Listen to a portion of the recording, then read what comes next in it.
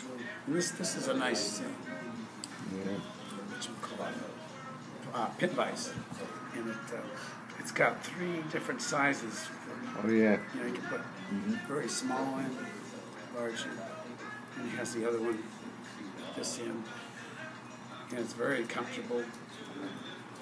Steve, when you have like a cartridge box or any piece of kit that doesn't have a positive, do you pin those as well onto the figure? Oh, yeah, sometimes. If it seems kind of heavy, I might. But mostly I'll just use the 2-part epoxy. Because a lot of them will have a dimple and a protrusion on them, so it gets a good hold. You know, another thing I do, I didn't do it on this one, but for added strength, if I don't have a pin in it, do something, I drill these little holes. Oh, pretty. Like this. Yeah. And just not very deep, just a little. Just enough to get in there. And I'll go all the way around, and on the opposite piece, I'll drill holes. Well, like on a resin piece, I do that too. So if you're not going to pin it, that's another way to strengthen it up a little bit. So it'll, you know. What about? I'm sorry. What about the super glue gel? Yeah, I like the thick stuff because it dries slower. You have to hold it a little bit longer. Would that be akin to an epoxy, like?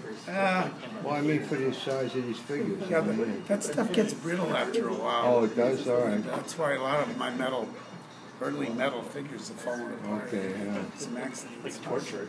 There's many types of 2-part epoxies. Yeah. Which one do you use? 5 minute. Clank, remember clank? It gives you enough. 5 minutes gives you enough time to work with it, move it around. And the brand name? It's all of them have 5 minute epoxy. All the different manufacturers. Years ago, they have 2 minute epoxy and I think 10 minute, but 10 minutes is too long. If you got to hold the thing, I know. You gotta be. You get I tired. couldn't hold it for that long until it dries. Yeah, there was an outfit called Clanks. We used years and years, K-L-E-A-K-S, Clanks. It was the 2-part A and B, you know, the liquid stuff. A little smelly, but it worked great. Yeah. Yeah, and if you do photo etch, the thicker stuff's better because the thin stuff dries. I mean, as soon as you put it on there, it's practically dry. So that's that. And so I got the pins in, and I do a lot of cleanup. I use these files for the mold lines. The round file is handy to get into the creases, like up in the folds of the clothing. Yeah. Get in there, and use the X-Acto blade for a lot of scraping it. And, I do that first, get all the seam lines and any other abnormalities that are sticking up. And then I use the steel wool, buff it. This is, it's 4-0 steel wool. I think it's called fine, very fine steel wool.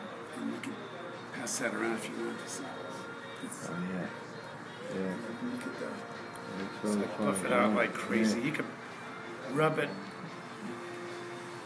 crap out of it, and it won't scratch the metal. But it will wipe off some of the imperfections or any roughness to it. Most of it, anyway. So let me do the helmet. You don't break it down to a little small workable piece, like maybe No. a quarter or dime size? I just keep pushing it. Well, yeah, you know, I've heard of the guys doing that. They pull a piece off, like if you're doing a face or a area. Yeah, you can do that. And I use the big piece, and a lot of times I'll get down to where it's really small. Or a piece will break off, and I'll use that on the face too. I found that if I break off a piece, it'll get flatter, so it's harder to work with. But if you use a bigger piece, it stays fluffier. Because you can push it into the crevices, you know, like you push down and you work it in. Sometimes I work with resin on the card, and I'll use, but I'll break it down to a small, workable piece that can go along the side flat. Okay. And made for big surfaces. Yeah, that's what I use. That's what I use. Steel wool, but I also wear gloves because somehow it seems like they migrate into my. Yeah. That's true. Yeah. Yeah, see, you pass that around. You polish it, yeah. Then you can put just some varnish on it. Yeah. You know, and that's it. Yeah, I'll go with that. Yeah. I could use Yeah. weight Steve, shit. Steve, we can use a full glass.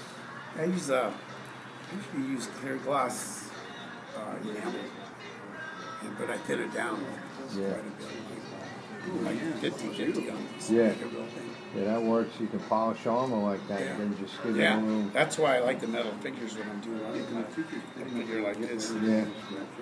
I guess, well, most people, it seems like a lot of guys nowadays are just painting, there's techniques to paint metal, Yeah. and even in acrylics. I think most Europeans, they don't ever use the bare metal, they paint everything. When you get to your painting, you know, you're thinning that also. Not sometimes, but mostly I just use it out of the tube. Yeah, and I wipe it off. Yeah. And Just like, I'll wipe off the excess with a dry brush before I start blending the fingers. you know, I noticed you don't use any bases on your figures at all, huh? Bases. You know, when I come say that figure came with a base, you know. Yeah, sometimes I do. In fact, this one here, I'm going to use the base that came with this because it's got some sandbags. Oh, okay. And it's got 1 foot higher than I the get other it. one, so it's just I the get right. it.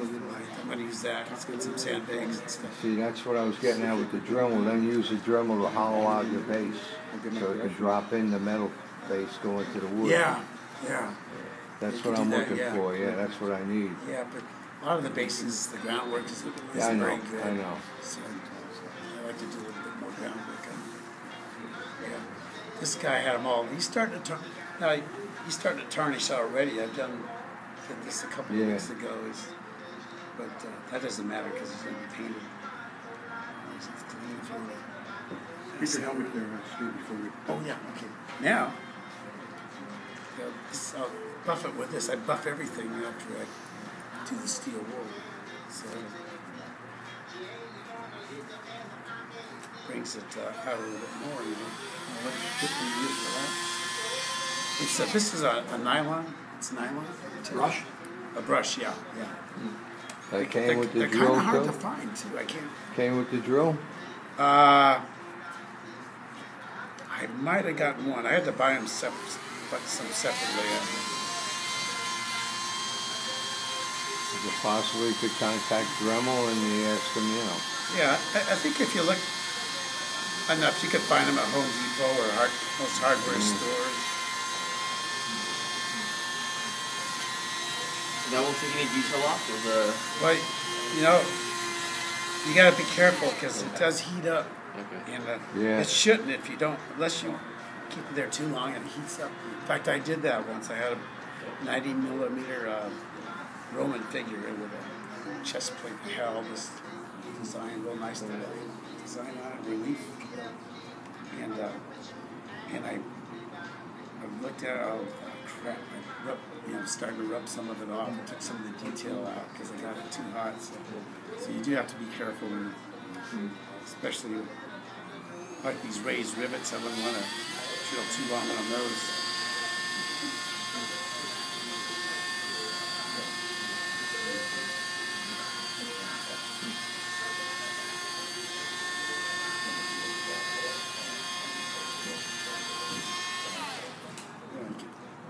Pass that down, just pass that around, see if you see a difference. Steve, do you nylon brush the entire figure or just the parts that are going to be left bare or bare metal? The whole figure, like everything. I'll just, all the clothing areas, That's every before square you inch. prime it, huh? Yeah. I buff the heck out of it.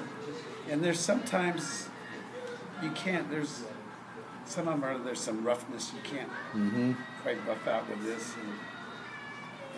But if it's the clothing, it doesn't matter as much as on the armor because clothing is rough anyway. It's like a wool Yeah.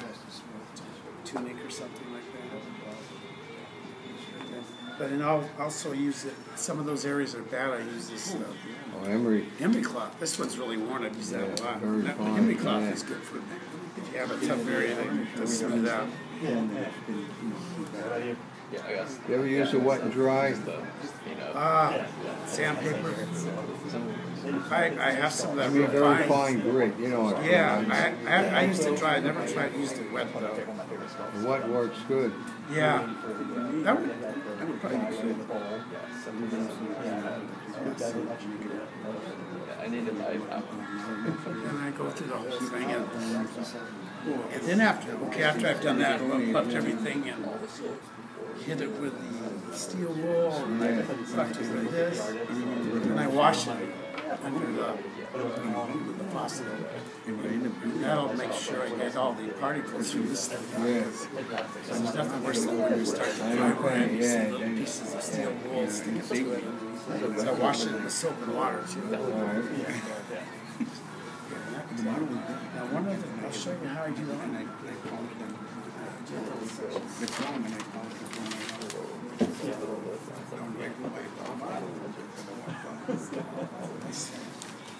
Say, I'm doing that. I'm going to put a pin on the helmet. This is sepia. It's a nice oil, right? Yeah, it's a nice color for armor, so it looks a little aged. This is going to be tricky though. That's not straight black, is it? No. Like an umber or something? It's like it's a sepia. It's kind of a different. Like a burnt umber or raw Yeah, umber? kind of. It's different. It seems like everybody lives by umber. Yeah. It's like the color to use. You could use that too. I have some. This is umber. Yeah. Burnt raw umber. You can use any color. If you want a bluish effect to the armor, you can use a blue black. You know, yeah.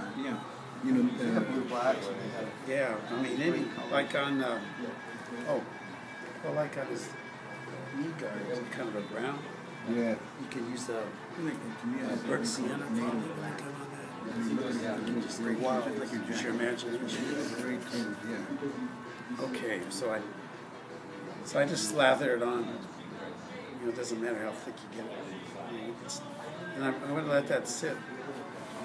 Normally I let it sit like for about half an hour or so, but it's been that much time. While I'm letting that dry, I'll do a little of the chainmail.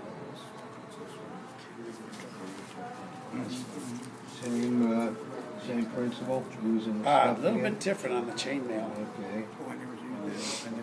I'll do a wash. Oh, okay. Yeah.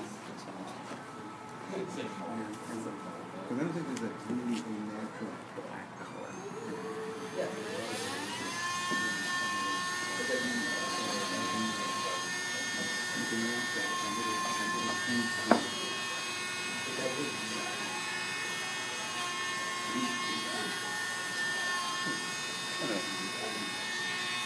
Turn to black.